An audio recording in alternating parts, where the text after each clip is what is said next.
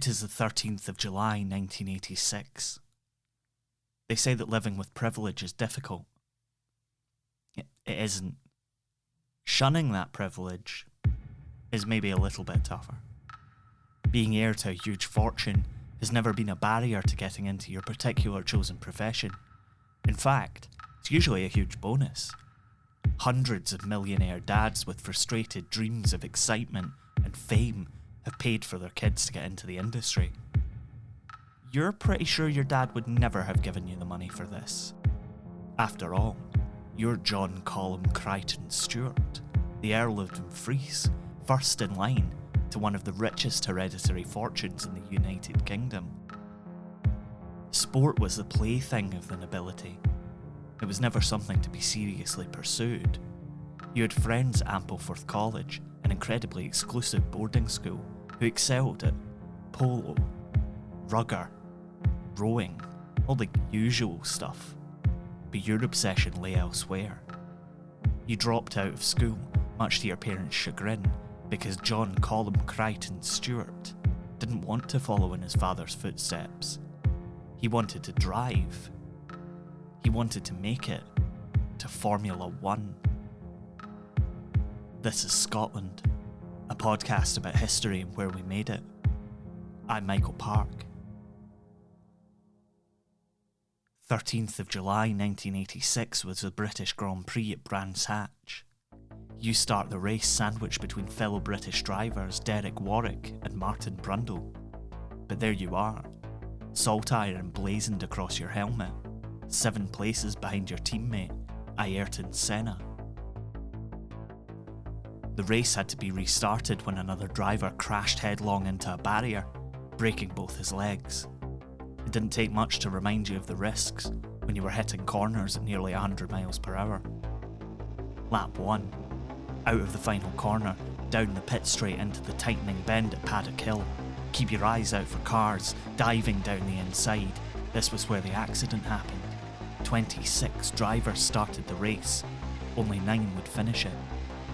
Carry as much speed as you can through the rise and into Druids, the viciously tight hairpin that takes you towards Surtees and into the long run down Pilgrim's Drop, where the car hits its top speed, over 200 miles per hour of internal combustion and highly flammable fuel contained in a little carbon fibre shell emblazoned with cigarette advertising.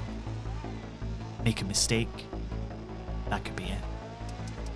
You feel your hands grip the wheel tighter, the G-force makes it feel like you're a couple of inches below where your body actually is. Driving this Lotus is like an out-of-body experience. No one knows you as John Colum Crichton Stewart here.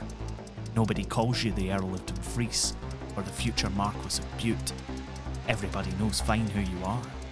Not that you're exactly parading it around the paddock, but they know you as Johnny Dumfries, the kid who got a job driving a van for one of the teams, and then worked as a painter and decorator to scrape together enough money to go racing in the lower formulas.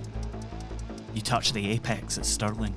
Carrying a load of speed into the corner, you feel the car twitch horribly underneath you, but you pull it back.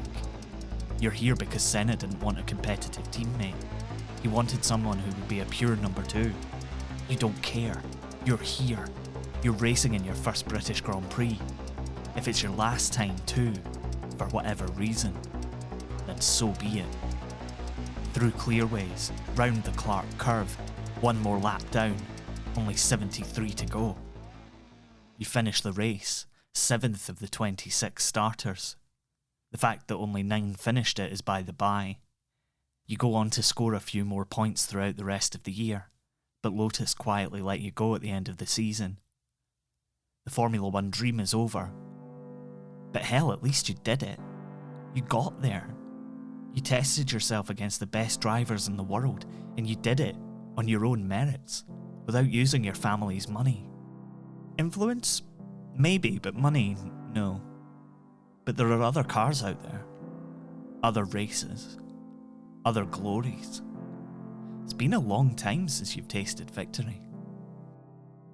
If you're enjoying Scotland and you want to help us out, give us a little rating and review on your podcast app of choice. You've no idea how much it helps people find the show, because neither do we, but we're told that it's really important, so please help us out. And if you want to support us financially, you can get loads more from Scotland on our Patreon.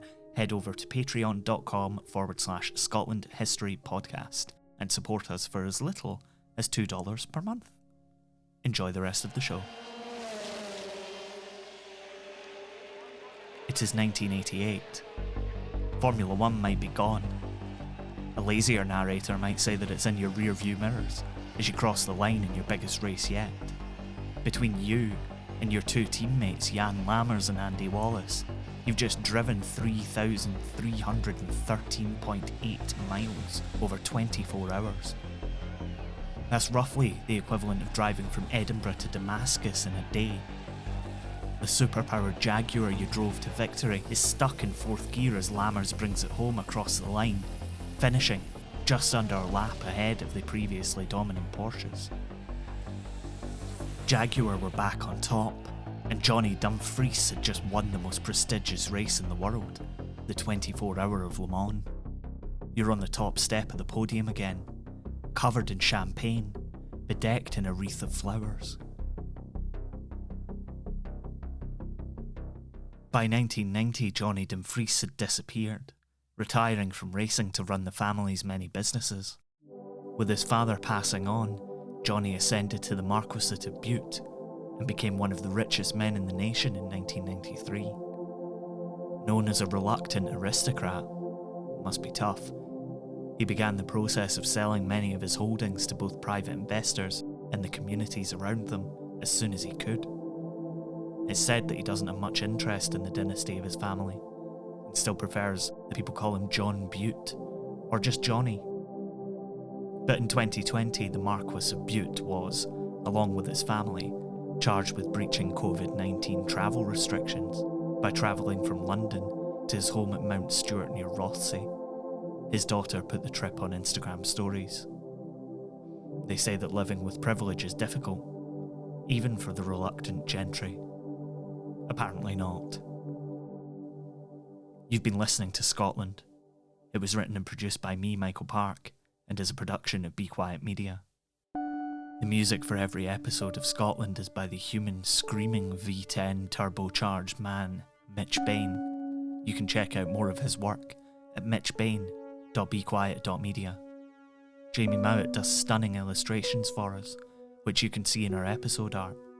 See more and buy prints at Tidlin, tidlin.com. Scotland is supported by Chris Lingwood, Scott McCubbin, and listeners like you on Patreon. You can get loads more from us for as little as $2 a month at patreon.com/Scotland History Podcast. You can find out more about the show on our website, scotlandpodcast.net, and we're on Twitter, Facebook, and Instagram. You can find us by searching Scotland, a Scottish History Podcast. Thanks for listening. Look after one another. Wear your mask. We'll see you next time.